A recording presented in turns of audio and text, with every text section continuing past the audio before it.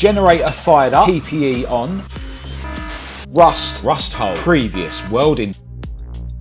Living up to its name, hiding some horrors. There, in here, more rust holes. Dear oh dear.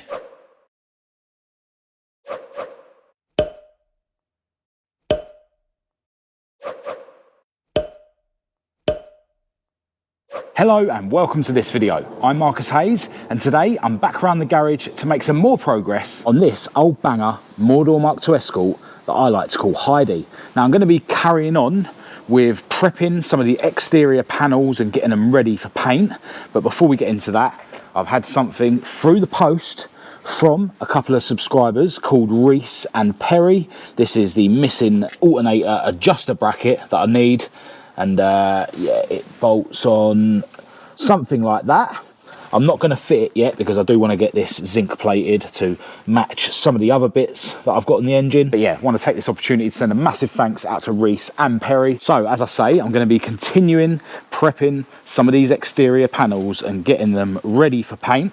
In a recent video, I hit these panels with some paint stripper and chemically stripped the paint and filler as much as I could. But now I need to start mechanically stripping these panels to remove the paint and filler that the paint stripper was unable to remove. And there is quite a lot of it, you know, big patches like this where the paint stripper just didn't seem to lift this paint or filler away from the panels.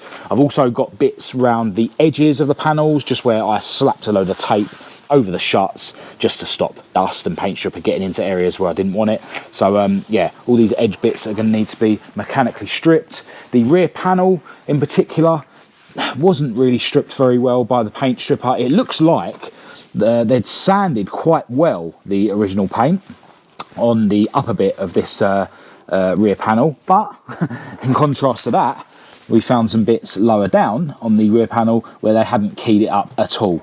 So yeah, this rear panel is just going to need completely mechanically stripping. There's a bit of lump of filler there. Obviously areas like round these light apertures, going to get in there with some wire brushes on a drill, etc, etc.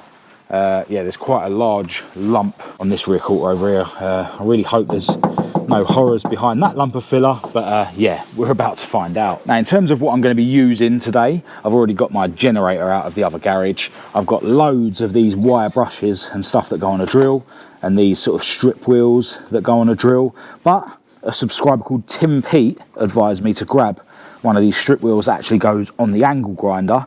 So yeah, I've grabbed one of them. Massive thanks to you, Tim, if you're watching. Always getting in touch with advice, which is very much appreciated. But I also found today that I've got a couple of these already as well. Now I think these are a bit aggressive, so I've got to be careful. You know, only use this one where the filler is really thick, and then maybe go over the patches of filler and paint with this. I'm going to do my best to not get too much dust and stuff into the cockpit. I've already put a load of sheet over the rear end, yeah, roughly masked up the rear window aperture.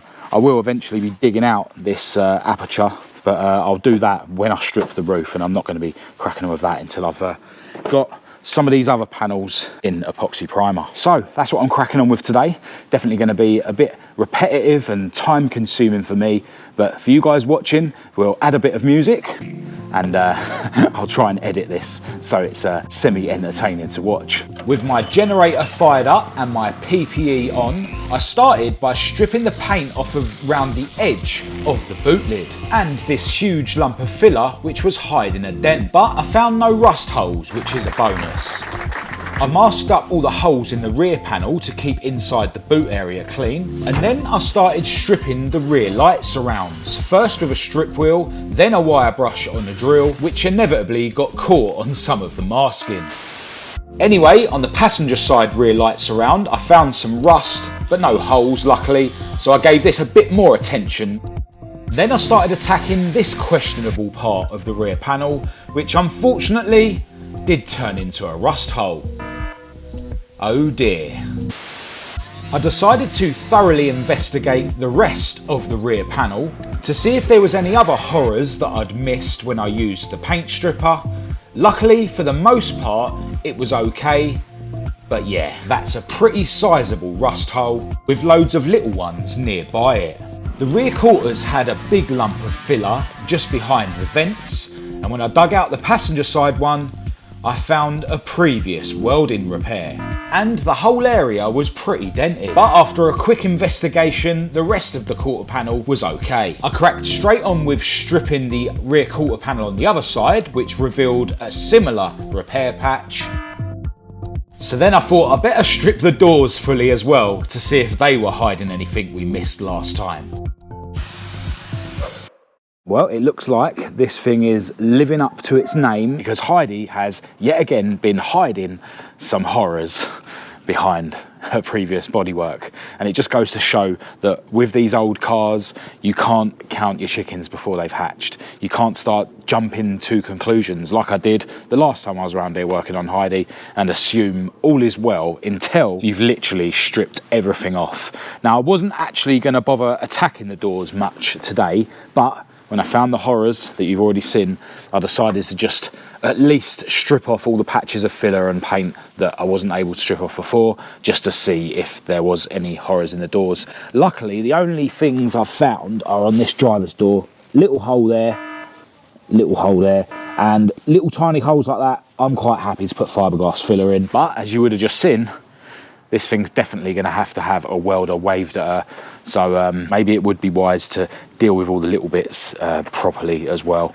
But yeah, it looks like this thing has had some rust repairs here, which is a commonplace for Mk2 Escorts because you've got this vent, so water gets in there and collects and just rots this out. It's a bit of a crude patch, but you know, it has been repaired with metal at least. But yeah, this whole area is dented. There's a massive dent there.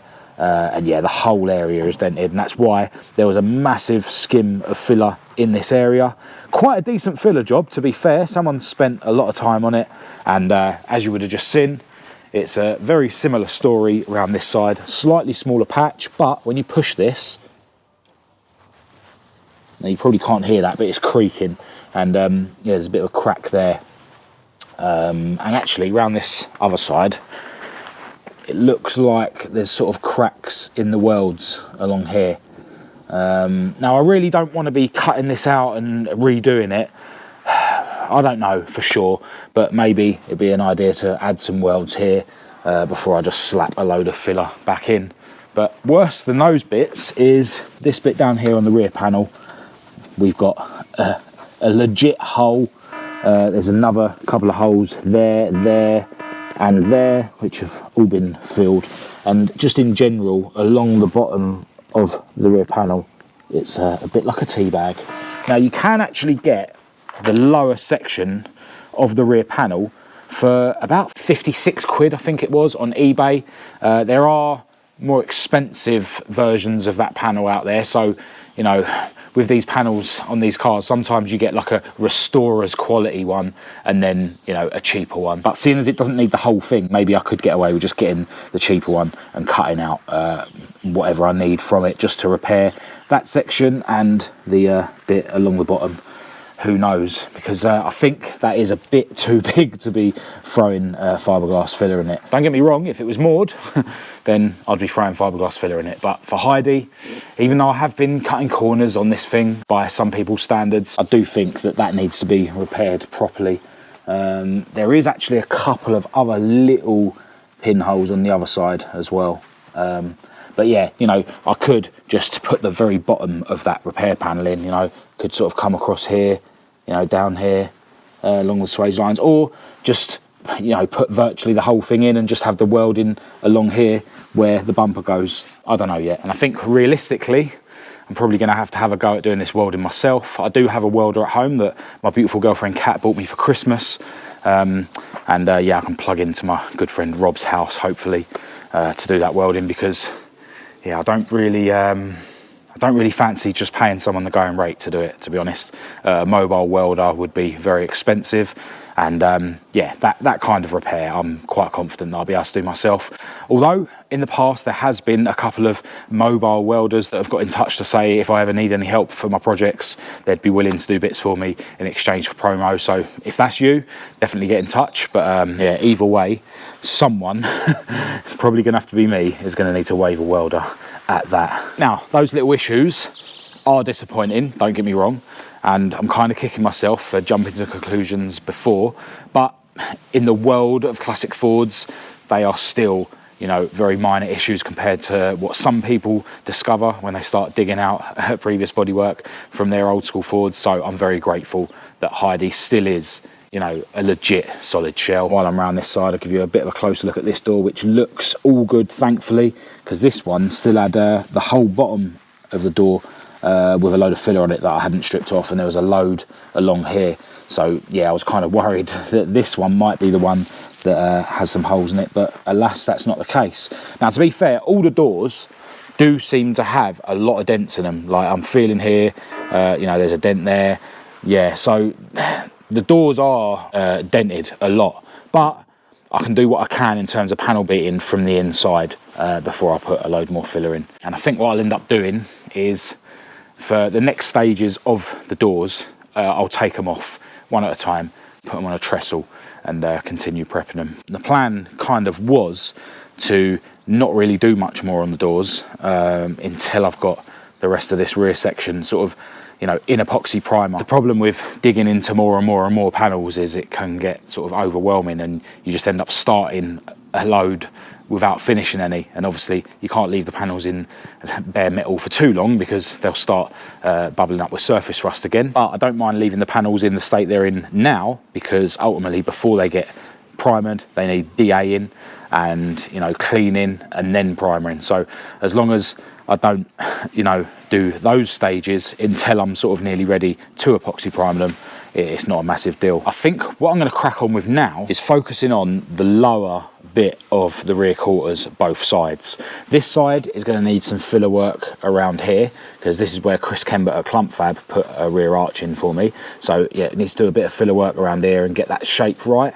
I might end up just DA-ing off the rest of this, because there is another bit of fiberglassing that needs to be done down here.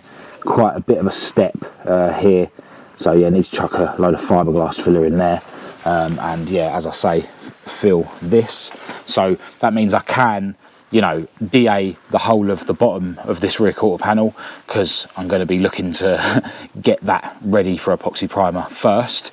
But also around the other side, same story. I want to DA all of the bottom of this quarter panel, and there's a bit of filler work that needs to be done down here. This really isn't the right shape. This had a really thick layer of filler. I've seen the repair panels that were put in here when I was working on the inside, and it's obviously behind the fuel tank in there, so you can't see it. So I always knew that this area wasn't going to be perfect, but yeah, I'm not going to be looking to cut this out and redo it. Just put a load of fiberglass filler in there to make the shape. So yeah, that's what I'm going to do. I'm going to crack on with the lower half of both rear quarter panels. I started by digging out the previous filler work from this driver's side rear arch. Then I cleaned up the metal around that previous repair. Then I mixed up some fiberglass filler and chucked that into the rear arch. Round the other side of the car, I cleaned up the rear arch. Then grabbed the Kent Ultra Multi-Fiber filler, which I mixed up and applied to the panel. Then it was time to sand down the driver's side, then sand down the passenger side, and that was all I got done for that day. Into the next day, I put some more filler on the passenger side, jacked the car up so that I could put some fiberglass filler in the passenger side sill. Then it was time to start sanding again, and using feel to see if I was getting the shapes right. At this point, I felt like I was actually getting somewhere, but we won't know for sure until I've actually got some primer on this section. But there was definitely some dents up near the swage line that I wanted to try and panel beat out a bit before I put any filler in. I used a microfiber cloth to protect the painted area, whilst I tried to panel beat the dent out a bit, and I definitely improved it. So I cleaned up the area, smoothed it off with a DA sander, and then chucked in a load of the Ultra Multi-Fiber filler. I also put some onto the driver's side rear arch. I decided to speed up this session of sanding with the DA, again using feel to make sure I was getting the shapes right. using a sanding block to finish off, and using a hammer on any high spots. And although this is really time consuming and labour intensive, things were definitely taking shape. I decided to make sure that all the previous paint was removed from the lower rear quarters, and I smoothed those sections off with the DA sander. And when I started stripping the front of the driver's side rear arch, I found a problem. More rust holes. Dear oh dear. Anyway, back around the other side, I used the panel wipe from BODICRAFT to clean the lower rear quarter panel, then used a tack rag, also from BODICRAFT, to remove any surface dust, and then it was time to coat the area with some epoxy primer from Kent, Europe. It was awesome seeing this section finally turn grey, and then I just repeated the process for the driver's side. I could now see that my filler work had definitely started to make the shapes look a bit better. So I turned my attention to Heidi's boot lid, which had some quite serious dents in it. I wanted to try and see if I could improve these dents before chucking in a load of filler. This one I was able to lever out a little bit, and then the one near the lock hole I was actually able to use a hammer and screwdriver to panel beat out a little bit. I spent some time stripping back this section of the boot lid, then I chucked in some of the ultra multi-fibre filler, and then while it was going off, I masked up the edge of the inside of the boot lid, ready for when I primer it. And then when I started sanding down the filler, my GoPro batteries started letting me down. But I did get some clips on my phone showing the filler sanded and the boot lid primed, and then it was time to go home. Into a new day, I removed the boot lid and the boot seal, masked up round the boot shut, and then used a spanner wrapped in mutton cloth to hold the boot hinges out of the way whilst I masked the area up. Then I got stuck in stripping the boot shut area with my wire brush and the drill, in between getting it caught on the sheet. And once I'd been round with the wire brush, I went round in the areas that I could with the strip wheel on the grinder, and then went round those areas with the DA sander to smooth things off a bit. Unfortunately, the boot shut area had plenty of rust pits, so I decided to grab the rust converter and coat the whole area. Which I know isn't ideal, but there were just rust pits all over the boot shut. Whilst the rust converter was doing its thing, I stripped and smoothed off the rear panel and the upper rear sections of both rear quarters. Then I grabbed some sandpaper to key up the rust converter. Then started throwing some panel wipe about. Then one section at a time I used the tack rag before applying some epoxy primer. And voila, with the masking removed, I could admire Heidi's rear end in epoxy primer, which was where I wanted to get to in the last video where I was working on her bodywork. I didn't primer the areas that I found rust in because it's very much to be continued on those sections. Alright, so I've now been round here on 3 separate days. And man, this bodywork stuff is so time consuming. Big respect to anyone watching that does this kind of thing for a living, and apologies if any of my amateur methods are making your eyes sore. Now, before we have a closer look at Heidi, I do want to let you guys know that my company, Petrolhead Style, has just released a new collection of products featuring artwork inspired by the iconic Mk2 Escort RS2000. So definitely head over to petrolheadstyle.com to check those out. Also, I've got to send a massive shout out to Jamie Wilshire, who won the recent Petrolhead Style competition to win a Mk1 Fiesta XR2 mug and sticker. We will be announcing some more competitions, and the only way that you can get entered into those competitions is by joining the mailing list at petrolheadstyle.com. Just go over to the website, scroll to the bottom of any page, type in your email address and push the arrow, and you'll be entered into all future competitions to win free products. Now, I'm very happy to have the whole of Heidi's rear end now pretty much in epoxy primer, especially the boot shut area. That was particularly difficult to get the wire brushes into and stuff, and there was actually quite a lot of scabs, you know, pits of surface rust in this area. One thing I definitely have noticed is whoever bare metaled this before has really taken quite a lot of gouges out of the metal, which isn't ideal, but isn't the end of the world, because I've always planned to give this thing a nice thick layer of high build primer and then use a sanding block to sand the whole car down, you know, make all the lines nice and sharp and stuff. So yeah, that's not going to be a problem whatsoever. I've definitely been thinking a lot about this bit of rust over the last couple of days. I'm still not sure how I'm going to attack it. You know, I am still open to the possibility that I might just throw a load of fiberglass filler in it.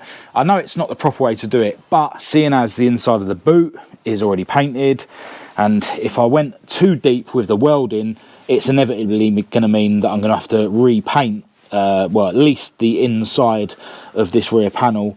Yeah, I'm not sure how I'm going to tackle this. Maybe I'll get it welded and just keep it really local.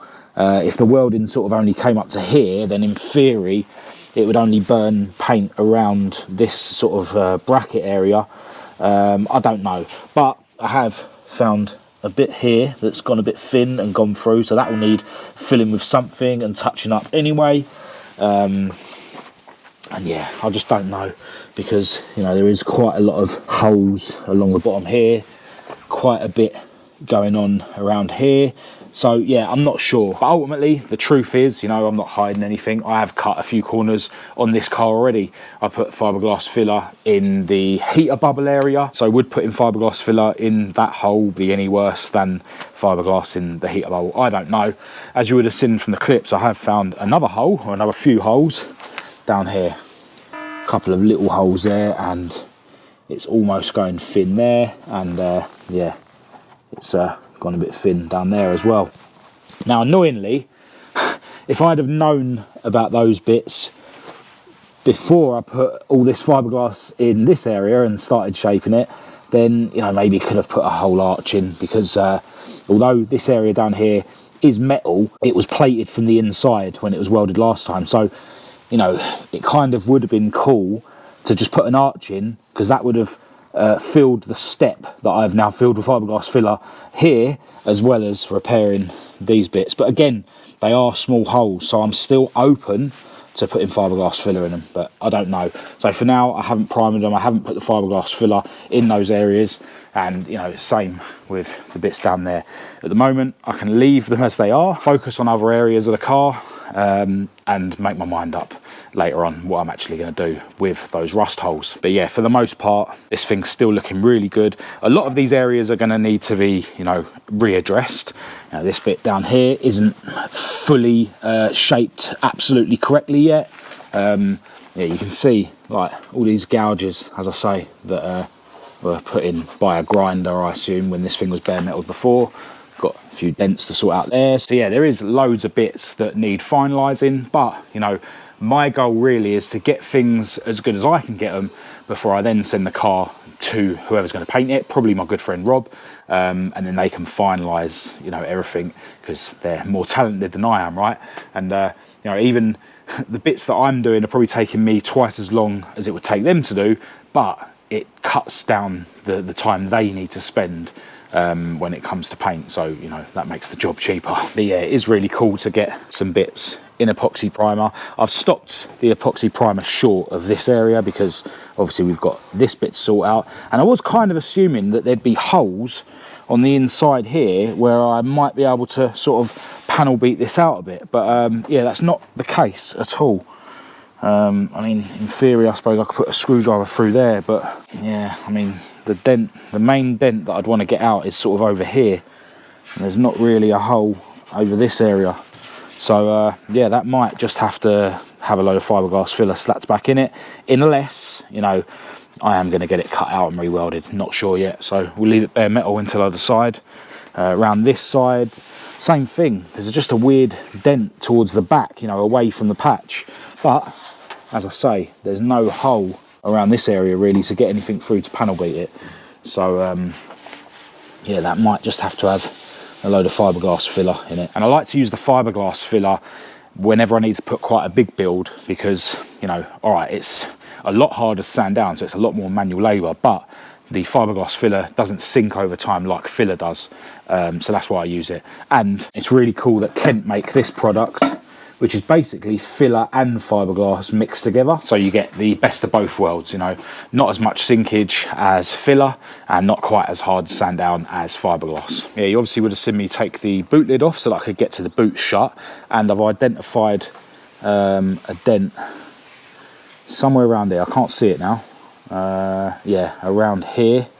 So, you know, this is again going to need to have, you know, a lot more work. Also, the original primer that's on this, I don't know if I'm going to be able to show you this on the camera, but it's really, really tough. When I'm trying to smooth out the edges of that original primer, where, you know, some of it may have got scraped off when I was paint stripping, but it's left remnants. Yeah, it's hard to sort of feather the edges out of that original primer because it's so tough. So yeah, there were sort of like edges to the patches of that original primer that hadn't feathered out properly.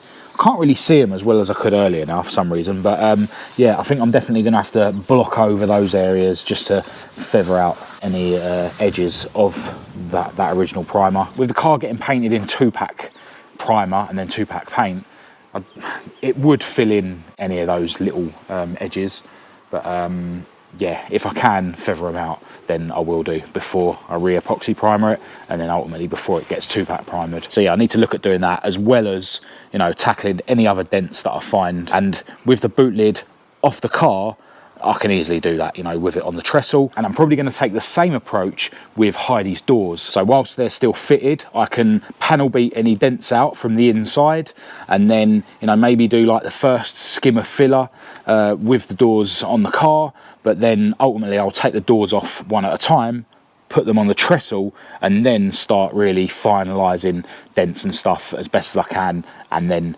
epoxy priming them. So that's the plan. And, you know, cracking on with the doors and the boot lid is things that I can do whilst I'm trying to decide what to do with this rust that I've found in this video. So plenty left to do on Heidi's bodywork, and I'm not sure what I'm going to crack on with next in terms of Heidi's bodywork. And I think whatever I do next, I may do off camera, so that then the next Heidi video I can show you where I'm up to and then continue on.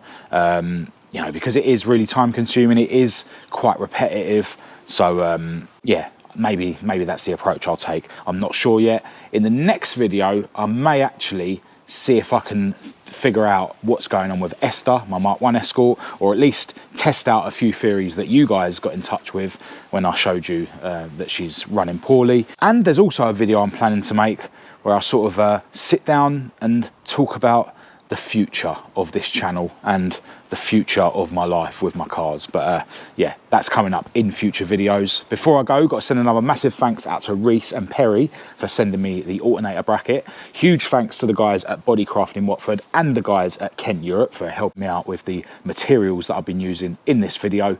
But yeah, other than that, I am going to end this video here. Massive thanks to everyone who's tuned in. Do give it a thumbs up and share it on your social media if you thought it was any good. If you didn't, feel free to give it a thumbs down. Check all the links in the description to my social media and my website and that sort of thing. Massive thanks as always to my patrons for your ongoing support. Other than that, I'll chat to you guys in the next video.